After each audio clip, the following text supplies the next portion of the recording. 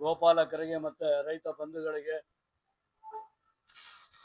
ಗೋವಿನ ಅಭಿಮಾನಿಗಳಿಗೆ ಸಂಕ್ರಾಂತಿ ಹಬ್ಬದ ಶುಭಾಶಯಗಳನ್ನು ಹೇಳ್ತಾ, ಪ್ರತಿ ವರ್ಷದಂತೆ ಈ ವರ್ಷವೂ ಸಹ ಮೈಸೂರು ನಗರ ಗೋಪಾಲಕ ಸಂಘದ ವತಿಯಿಂದ ಮತ್ತು ಪಶುಪಾಲನಾ ಇಲಾಖೆ ವತಿಯಿಂದ ಜಂಟಿ ಆಶ್ರಯದಲ್ಲಿ ಕರ್ನಾಟಕ ರಾಜ್ಯ ಮಟ್ಟದ ಅಧಿಕ ಹಾಲು ಕರೆಯುವ ಸ್ಪರ್ಧೆಯನ್ನ ಮೈಸೂರು ನಗರದ ಜೀವಣ್ಣರಾಯನಕಟ್ಟೆ ಜೆಕೆ ಗ್ರೌಂಡ್ಸ್ ಮೈದಾನದಲ್ಲಿ ದಿನಾಂಕ 23ರಿಂದ 25ರವರೆಗೆ ಕಾರ್ಯಕ್ರಮವನ್ನು ಹಮ್ಮಿಕೊಂಡಿದ್ದೇವೆ. 23ನೇ ತಾರೀಕು ಮಧ್ಯಾಹ್ನ 12 ಗಂಟೆಗೆ ಮೈಸೂರಿನ ಅರಮನೆ ಮುಂಭಾಗದಿಂದ ಶ್ರೀ ಕೃಷ್ಣ ಪರಮಾತ್ಮ ಮತ್ತೆ ಗೋವುಗಳ ಜೊತೆಯಲ್ಲಿ ಅನೇಕ ಕನ್ನಡ ಜನಪದ ತಂಡಗಳನ್ನು ಕರೆಸಿ ಉತ್ತಮವಾದ ಬೃಹತ್ ಮೆರವಣಿಗೆಯನ್ನು ನಾವು ಏರ್ಪಾಡು ಮಾಡಿದ್ದೇವೆ. ಈ ಮೆರವಣಿಗೆಯನ್ನು ಕರ್ನಾಟಕ ರಾಜ್ಯದ ಧೀಮಂತ ಮುಖ್ಯಮಂತ್ರಿ ಸಿದ್ದರಾಮಯ್ಯನವರ ಸುಪುತ್ರ ಡಾಕ್ಟರ್ ಯತೀಂದ್ರ ಸಿದ್ದರಾಮಯ್ಯನವರು ಉದ್ಘಾಟನೆ ಮಾಡಿದ್ದಾರೆ.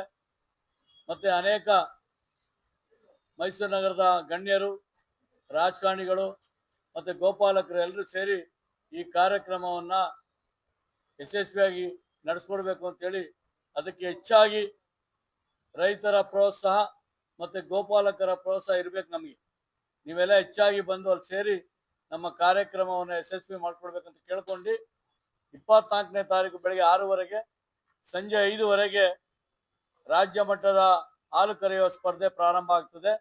ಶನಿವಾರ ಟ್ರಯಲ್ ಬೆಳಗ್ಗೆ ಮತ್ತೆ ಸಂಜೆ. ಅದು ಹಾಲನ್ನು ನಾವು ಗಣನೆಗೆ ತೆಗೆದುಕೊಳ್ಳುವುದಿಲ್ಲ.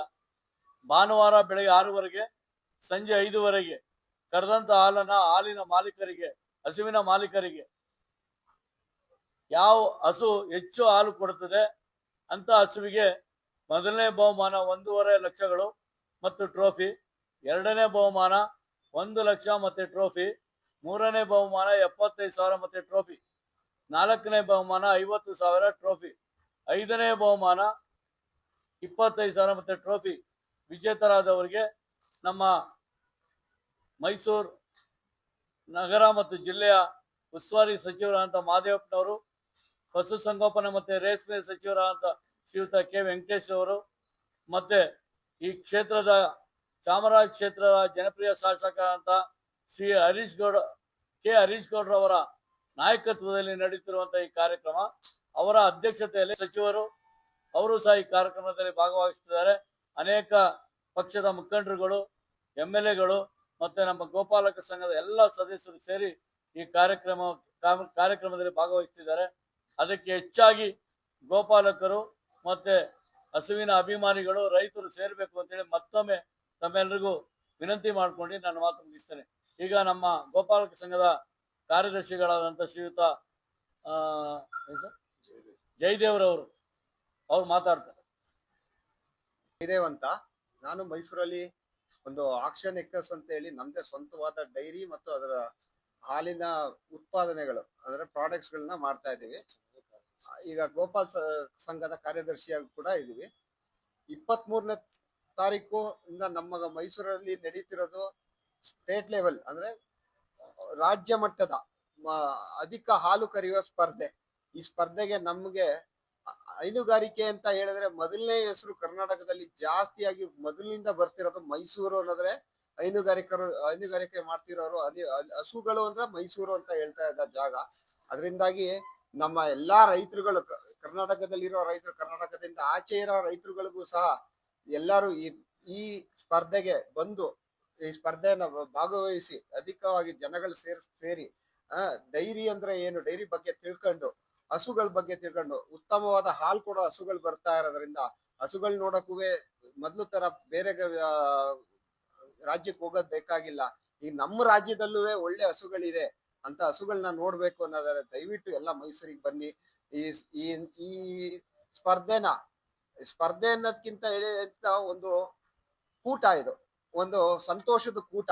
ನಮ್ಮ ರೈತರುಗಳಿಗೆ, ಗೋಪಾಲಕರಿಗೆ ಹಬ್ಬ, ಇದು ಒಂದು ಹಬ್ಬದ ತರ ಮಾಡೋಣ. ಇದು ಇಲ್ಲಿ ಸ್ಪರ್ಧೆಯಲ್ಲಿ ಗೆಲ್ಲೋದು ಸೋಲೋದು ಎರಡನೇದು, ಜನ ಸೇರಿ ರೈತರುಗಳು ಸೇರ್ಕೊಬೇಕು ಅನ್ನೋದೊಂದು ಮನವಿ ನನ್ನಿಂದಾಗಿ. ದಯವಿಟ್ಟು ಎಲ್ಲಾ ರೈತರುಗಳು ಬರ್ಬೇಕು. 24ನೇ ತಾರೀಕು, 5ನೇ ತಾರೀಕು ಸಂಜೆ ದಯವಿಟ್ಟು ಎಲ್ಲಾರು ಬಂದು ಸೇರಿ ಈ ಈ ಇದೊಂದು ಸ್ಪರ್ಧೆ ಮತ್ತೆ ಈ ಸಂಘದ್ದು ಇದನ್ನ ಮುಂದುವರ್ಸ್ಕೊಂಡು ಹೋಗಂಗೆ ದಯವಿಟ್ಟು ಎಲ್ಲಾ ಸಪೋರ್ಟ್ ಮಾಡ್ಬೇಕು.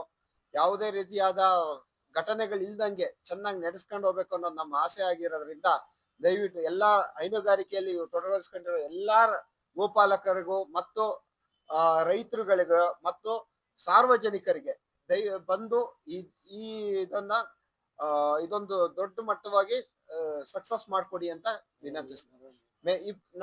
ನಾಳೆ ಶುಕ್ರವಾರ 12 ಗಂಟೆಗೆ ಅರಮನೆಯಿಂದ ಮೆರವಣಿಗೆ ಹೊರಡ್ತಾ ಇದೆ. ಮೆರವಣಿಗೆ, ಕೃಷ್ಣನ ಮೆರವಣಿಗೆ ಮಾಡಿ ಈ ಹಸುಗಳು, ಎತ್ತುಗಳು ಮತ್ತೆ ಜನಪದ ತಂಡಗಳೆಲ್ಲ ಇರುತ್ತೆ. ದಯವಿಟ್ಟು ಮೈಸೂರು ಜನಗಳು ಮತ್ತೆ ಹೈನುಗಾರಿಕೆ ಮಾಡ್ತಿರೋರೆಲ್ಲರೂ ಬಂದು 11 ಗಂಟೆ ಅಷ್ಟೊತ್ತಿಗೆ ಮೈಸೂರಿಗೆ ಬಂದು ಅರಮನೆ ಮುಂದೆ ಸೇರ್ಕೊಬೇಕಂದು ಮನವಿ ಮಾಡ್ತಾ ಇದೀವಿ.